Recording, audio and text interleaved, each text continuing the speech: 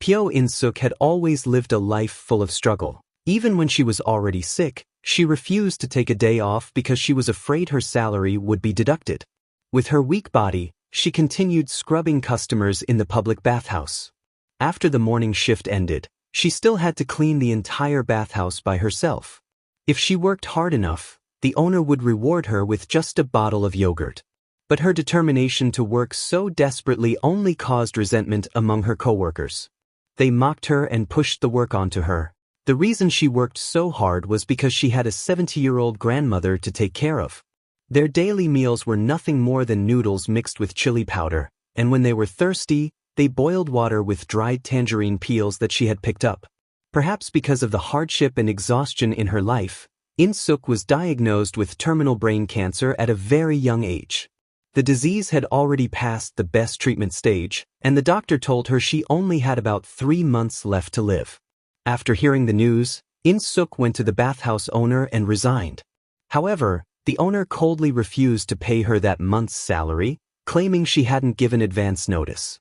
Normally patient and quiet, In-suk finally stood up for herself. She reached directly into the owner's wallet and took the money that belonged to her.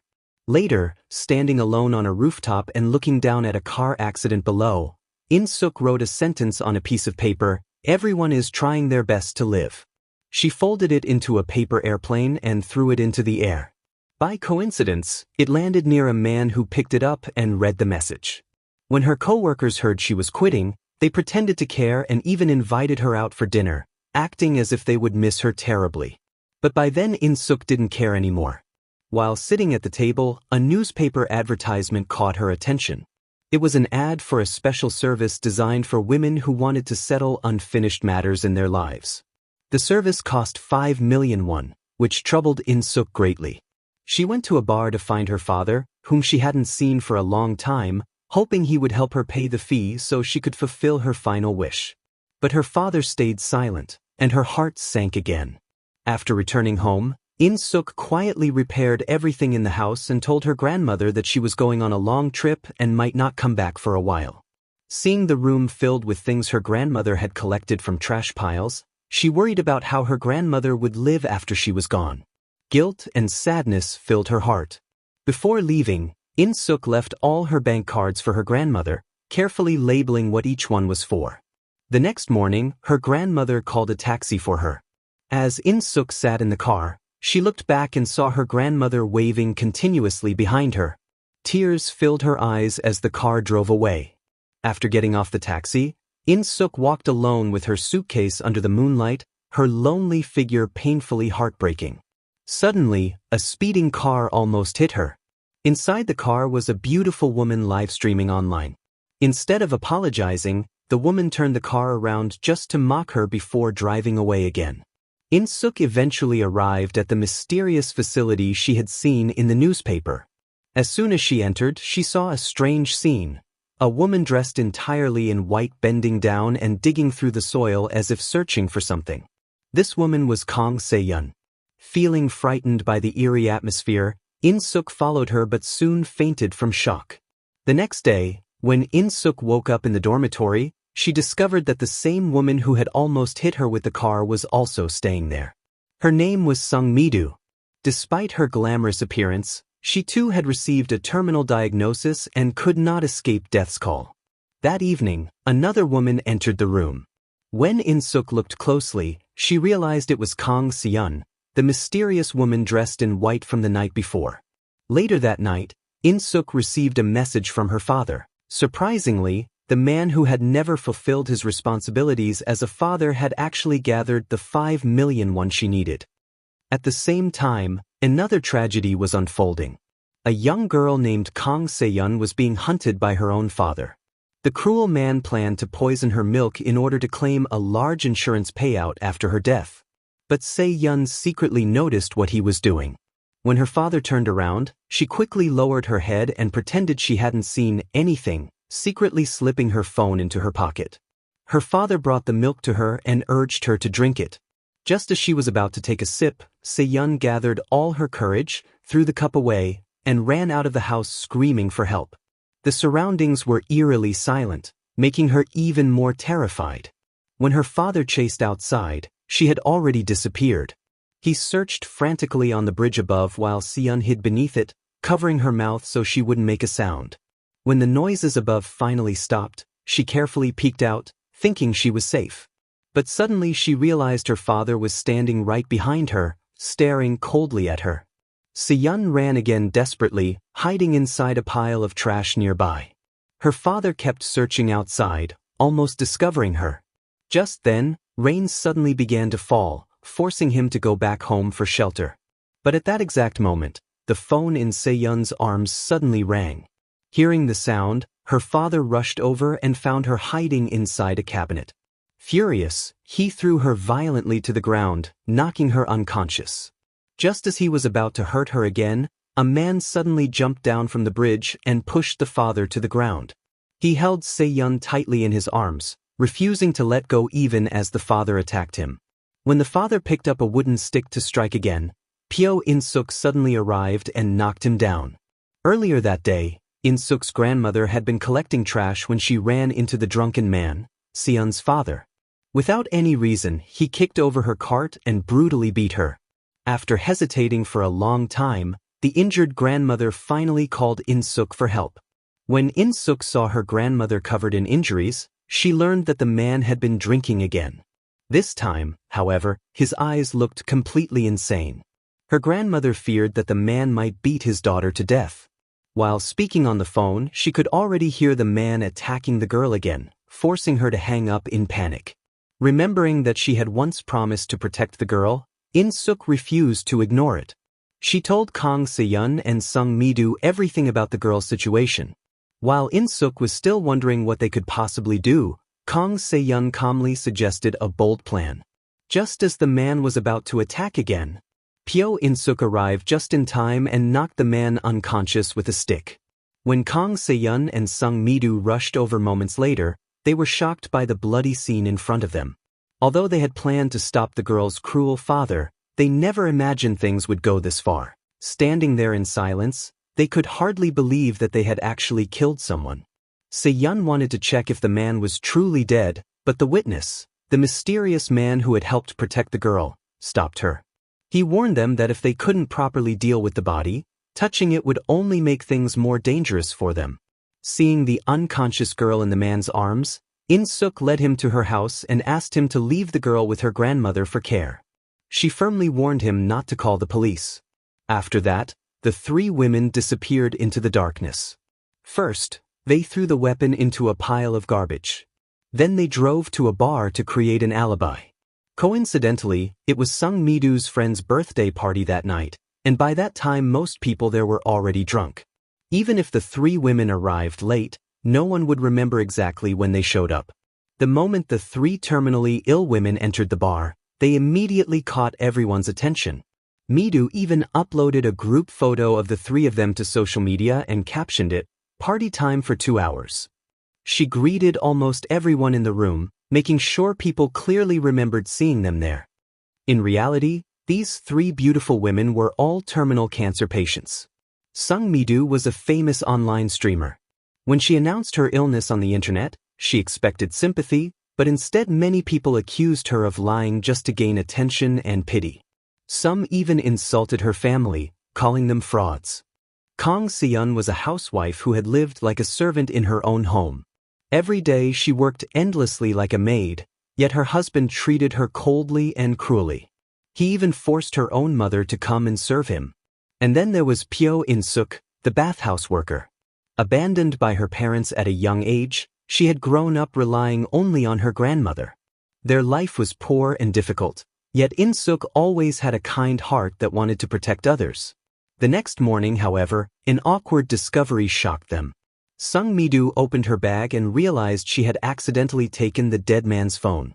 The night before, she had grabbed it at the scene because she was afraid leaving it there might create evidence against them. Things became even stranger with Kang Se-yeon. When she woke up, she seemed completely unaware of what had happened the night before. She suffered from severe sleepwalking and had no memory of the events at all. Seeing this, Mi-do briefly considered pushing all the blame onto Se-yeon, especially since the weapon they used was Se-yeon's husband's golf club. But kind-hearted Pyo In-suk refused to let someone else take the blame for something they had all done together.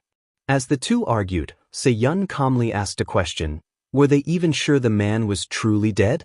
To confirm, the three women secretly returned to the scene of the incident. When they saw the police investigating the area, they realized the man had indeed died. However, they didn't notice one strange detail: the man had a peony flower tucked behind his ear.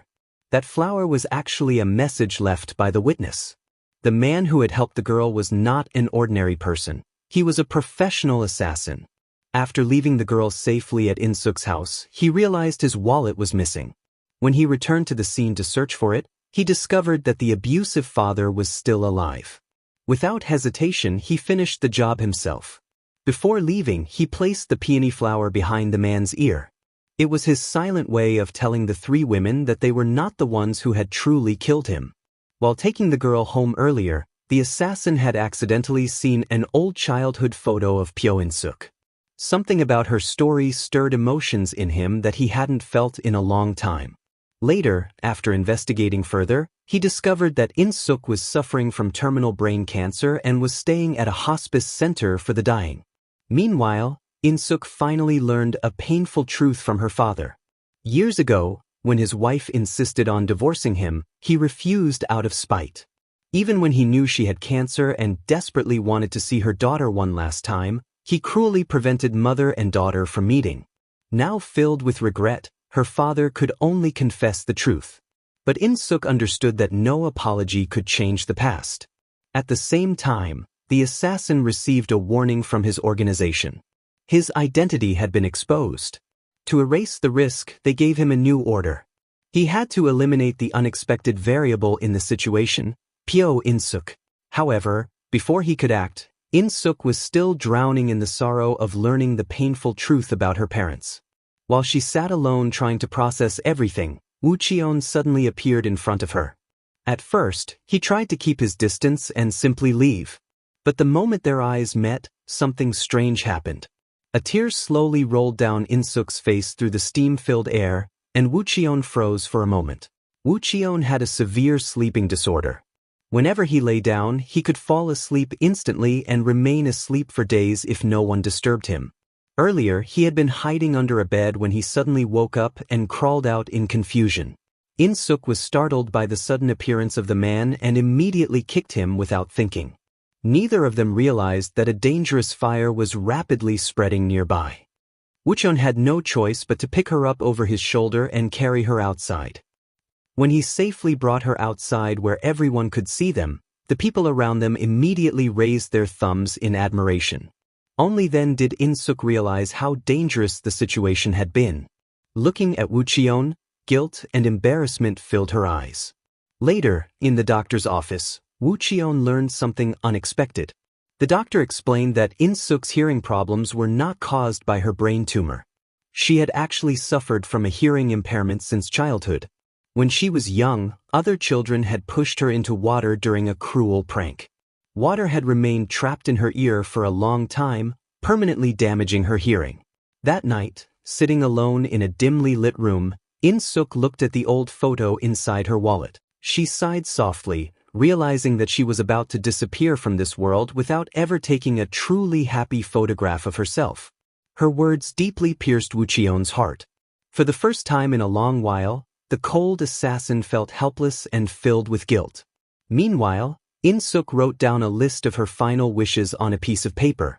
After she left, Woo Cheon quietly looked at the note filled with her wishes. The more he read, the more his heart ached for the girl who always pretended to be strong. At the same time, the police investigation was slowly closing in. After examining various clues, the authorities began to suspect Min Woo Cheon. His identity and movements were full of strange inconsistencies. Just then, a call came from a veterinary hospital. Before entering the hospice center, Woo Cheon had sent his pet there for treatment. By tracing the phone number he had used, the police were quickly able to track his location. Meanwhile, at the cafeteria of the hospice center, In-suk placed Woo Cheon's wallet in front of him. He didn't understand why she was returning it. In-suk calmly explained that since she was going to die soon anyway, Killing a bad person before her death didn't seem like a loss. Besides, she had promised the little girl that she would protect her. At that moment, a man quietly walked into the room. Woo Cheon recognized immediately that he was a police officer. But In-suk didn't notice anything and continued speaking softly about her plan to confess to the crime. Just as she was about to reveal everything, Woo Cheon suddenly pulled her closer and kissed her. No matter how much In-suk struggled, he didn't let go. Perhaps it was the overwhelming rush of emotion, or perhaps he simply wanted her to stop talking before the police overheard. But for a brief moment, the two of them forgot everything around them. The sight shocked everyone nearby. But in the next second, In-suk snapped back to reality and forcefully pushed Woo Cheon to the ground. Later, after returning to the dormitory, In-suk learned that Woo Cheon had been taken away by the police. Only then did she realize that the kiss had been his way of protecting her from confessing in front of the officer. However, the fact that Woo Cheon had witnessed the entire crime terrified the three women. They were afraid he might reveal everything to the police. Sung Mi-do even suggested that if Woo Cheon tried to accuse them, they could use the wallet as evidence and shift all the blame onto him. But In-suk hesitated. Meanwhile, because of insufficient evidence, the police were unable to prove that Woo Cheon had committed the murder, and he was eventually released. At the same time, Woo Cheon's organization learned that he had been arrested. They immediately pressured one of their contacts, a man known as Glasses, to force Woo Cheon to turn himself in before the situation escalated. But Glasses didn't want Woo Cheon to get into trouble. Earlier, he had secretly overheard the conversation between Woo Cheon and In-suk. Because of that, he knew the truth about who the real killer was. It wasn't Woo Cheon at all. The real culprit was the girl suffering from terminal brain cancer, Pyo In-suk. With that knowledge, Glasses finally went to find Woo Cheon. Glasses finally found Min Woo Cheon and told him that if he could just find the missing phone and place all the blame on Pyo In-suk, he would be completely safe. But what Glasses didn't realize was that his suggestion only made Woo Cheon furious. Later that night, In-suk suggested that they all go to the seaside to see the mysterious green flash. According to an old belief, anyone who witnesses that green light would never suffer from love again.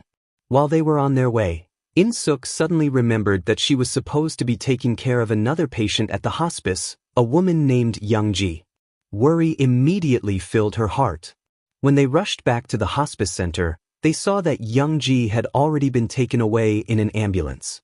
Seeing Young-ji's child crying uncontrollably outside made In-suk, Se-yeon, and Mi-do feel deeply guilty.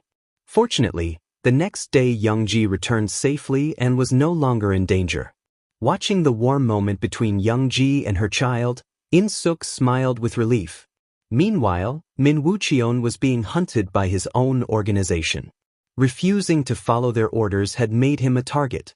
While trying to escape, he was attacked and beaten badly. Since he had rejected Glass's plan, the organization now wanted to force him to surrender himself. But Woo Cheon couldn't allow himself to be captured yet, because there was still someone he couldn't abandon. Taking advantage of the chaos, he escaped and returned to the hospice center. The moment he saw In-suk again, he finally felt a sense of relief. Inside the room, the older patients warmly brought him food and worried about his injuries. Compared to why the police had taken him away earlier, they cared much more about whether he was hurt. For someone like Woo Cheon, who had lived his life surrounded by violence and betrayal, this unexpected kindness from terminal cancer patients was overwhelming. Lowering his head, he felt both gratitude and guilt. At that moment, Sung Mi-do cleverly suggested that everyone give the young couple some private time. The other patients smiled knowingly and left the room. Standing alone together, Woo Cheon suddenly became nervous, even unconsciously curling his fingers. In-suk asked him what the police had discovered. Woo Cheon calmly told her not to worry. The police hadn't found any real evidence. They were only searching for the victim's missing phone, believing it might contain something important. Hearing this, In-suk quickly revealed that the phone was actually at her grandmother's house. But then she immediately became more concerned about Woo Cheon's injuries. Woo Cheon looked at her quietly and finally confessed something from his heart. In the past, he had always lived as if he didn't care whether he lived or died. But after meeting In-suk, He had finally found a reason to keep living. No matter the cost, he was willing to protect her.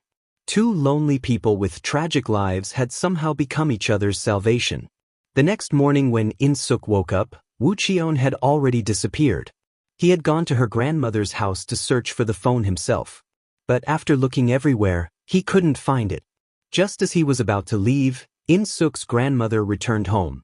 Not recognizing who he really was, she warmly handed him a box of homemade kimchi. With a kind smile, she said that if In-suk could find a handsome boyfriend like him someday, she would be so happy she might even wake up from her dreams laughing. At the same time, Glasses arrived at the hospice center. Without warning, he forced In-suk into a car, intending to eliminate her before things became more complicated. Woo Cheon happened to see this just after leaving the grandmother's house. Panicking for In-suk's safety, he dropped the kimchi box he was carrying and quickly stole a nearby car, chasing after them. Inside the car, Glasses revealed the truth to In-suk. He told her that Min Woo Cheon was actually a professional assassin. The reason he had come to the hospice center in the first place was to find the victim's phone. Hearing this, In-suk remembered all the strange things about Woo Cheon's behavior before. Her heart began to sink. She couldn't believe that everything might have been part of his carefully planned scheme. Just then, Woo Cheon finally caught up and forced the car to stop. The moment he stepped out, his expression was completely different from before. The cold look he gave Glasses instantly turned soft and full of guilt when he looked at In-suk. But In-suk's eyes had already changed. Woo Cheon pulled her out of the car, trying to explain, but In-suk angrily shook his hand away. She stared at the man who had once made her feel warmth and safety. Now, her eyes were filled with pain, betrayal, and heartbreak. Seeing her granddaughter suddenly appear at the door dressed in a beautiful patterned dress, the grandmother froze for a moment. For years, she had only seen In-suk wearing plain clothes and carrying the tired expression of someone burdened by life. But now the girl standing in front of her was smiling brightly, just like when she was a child. The grandmother looked at her carefully and asked with confusion, "Why are you dressed like this today?" In-suk tried her best to keep the smile she had practiced in the mirror. She walked inside, sat down beside her grandmother, and said she simply wanted to spend the day together. The old woman didn't suspect anything at first. She happily brought out the food she had prepared, filling the table with dishes In-suk liked. While eating, In-suk kept talking about random things, childhood memories, funny stories from the hospice, even dreams about traveling someday. She laughed more than usual, trying desperately to make the atmosphere feel normal. But the grandmother quietly watched her the entire time. Years of living together had made her sensitive to even the smallest change in her granddaughter's behavior. She could tell that behind the bright smile, something was terribly wrong.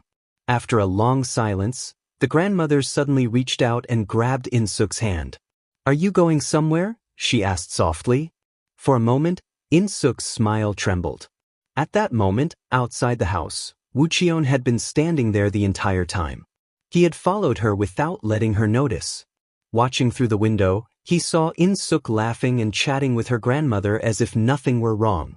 Meanwhile, Pyo In-suk looked at the blood on her hands and realized that her time was running out. Even though she still had regrets, the man she loved was willing to marry her. That alone made her feel incredibly happy. But things never went as planned. At the resort chosen by the hospice center, a murder suddenly occurred. The victim had a chrysanthemum pinned to his ear, and the method of the killing looked very similar to the murder case they had been involved in earlier. Because of that, the police once again listed them as suspects. The incident quickly caused a huge uproar online. Because of the controversy, the Chaebol heir informed Sung Mi-do that their wedding would have to be postponed. Although Mi-do was heartbroken, she had no choice but to accept it. What she didn't know was that everything had already been carefully planned by the man standing in front of her. Even marrying Mi-do was part of his plan. 4 wealthy Chaebol families, marrying a woman who had already been declared terminally ill was the perfect arrangement. Such a marriage would bring the family a good public image and increase the company's reputation. Most importantly, they wouldn't have to take responsibility for long. After all, she didn't have much time left to live. Unaware of the truth, Mi-do was still living inside the beautiful dream the Chaebol heir had created for her. In order to make sure her wedding could still happen, Midu grabbed Pyo In-suk, who was sitting on the bed, and begged her to turn herself in together with Min Woo-chun. Only if they confessed could the whole situation finally come to an end. Midu longed desperately for love. When she was a child, she once sneaked out to the beach with her younger brother because she wanted to see fireflies. But her brother disappeared that night. Everyone believed she was responsible for his death. Even her parents treated her like an enemy. Perhaps because of the guilt she carried in her heart, Midu ran away from home and worked hard to earn money. She paid off all her parents' debts and tried to survive on her own. Yet loneliness followed her everywhere. She once invited her friends to a birthday party she organized, but not a single person showed up. Even when she passed by a party her friends were attending at a bar, they treated her like bad luck. In their eyes, being close to someone who had cancer would bring misfortune. Just when Midu was losing hope in life, the chaebol heir appeared. Not only did he not despise her illness, but he treated her like someone precious. For Midu, who had always longed to be loved, wanting to fulfill her last wish before she died, Midu begged Pyo In-suk again and again to help her. In-suk never expected that behind Midu's glamorous appearance was someone just as lonely and broken as herself. In the end, In-suk decided to help her good friend achieve her wish. Early the next morning, Pyo In-suk prepared food as a farewell meal for Min Woo-chun. She carefully made the dishes, wanting their last moments together to be meaningful. But Woo-chun didn't take a single bite. He knew this meal was In-suk's way of saying goodbye.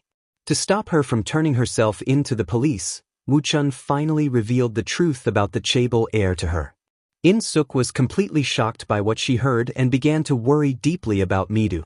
Woo-chun suggested they should tell Midu the truth, because they couldn't just stand by and watch her walk into a trap. But In-suk refused. At the same time, a young girl locked herself inside a closet and tried to starve herself to death. She believed she was a cursed child. Her father had tried to kill her in order to claim a large insurance payout. Her mother and Pyo In-suk had saved her, but in doing so they ended up carrying the burden of a murder accusation. Because of that, the girl believed the only way the people around her could live happily was if she disappeared from the world. Seeing the little girl crying and blaming herself, Pyo In-suk felt her heart ache. She gently comforted her, telling her that she still had a life ahead of her and that she deserved to become the princess of her own story. Later that night, when they returned home, Sienna fell asleep while tightly holding her mother's hand. Even in her sleep, she kept murmuring, begging her mother not to leave her.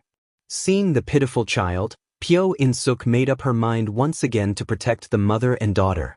Meanwhile, Min Woo-chun, who had been waiting outside, received a call from Glasses.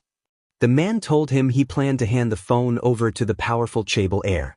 Only by doing that could he ensure his family's safety and finally end the entire situation. But Woo-chun couldn't allow that to happen. He secretly installed a tracker on the chaebol's car and followed it all the way to an abandoned factory. There, he managed to stop the deal between the chaebol heir and Glasses, and he seized the phone himself. However, when Woo-chun saw what was inside the phone, he was completely shocked. It turned out that the real owner of an underground illegal website was none other than the chaebol heir himself. The little girl's father was also one of the site's main contributors. He had uploaded videos of himself abusing his daughter and even posted her private photos and personal information online to make huge amounts of money. When Woo-chun realized this, anger filled his heart. He regretted ever working for such a devil. Yet when he confronted the chaebol heir, the man showed no guilt or anger at all. The illegal business brought him billions every year, and there was absolutely no way he would give it up. At that moment, the chaebol heir gave Glasses a signal with his eyes. Immediately, Glasses rushed toward Min Woo-chun. Woo-chun couldn't believe what was happening. The man he trusted the most had betrayed him. Afterward, when Glasses returned, he learned that his boss, who had fled overseas, had suddenly died. At that moment he realized that no matter what he did, the chaebol family would never let him or his family go. At the same time, back at the hospice center, Pyo In-suk was turning herself in to the police. She hoped everything would end with her. That way, Sienna could live happily with her mother, and Sung Midu could finally have the wedding she had always dreamed of with the chaebol heir. Just as the female detective was preparing to accuse her of being the serial killer, the police officer in charge realized that no one person could have carried out all the murders alone. Yet all the evidence pointed directly at her. Feeling helpless, the officer stayed up all night reviewing surveillance footage, only to unexpectedly discover Min Woo-chun's whereabouts. The footage led to an abandoned factory owned by the Chaebol family. The next morning, Pyo In-suk encountered the Chaebol heir, Sung Mi-do, in the corridor. He came to check on her and hoped she would tell him about Woo-chun's whereabouts. At the same time, he also explained that he had already turned himself into the authorities and that In-suk shouldn't interfere with Woo-chun anymore. Hearing this, In-suk's heart sank with a foreboding sense of dread.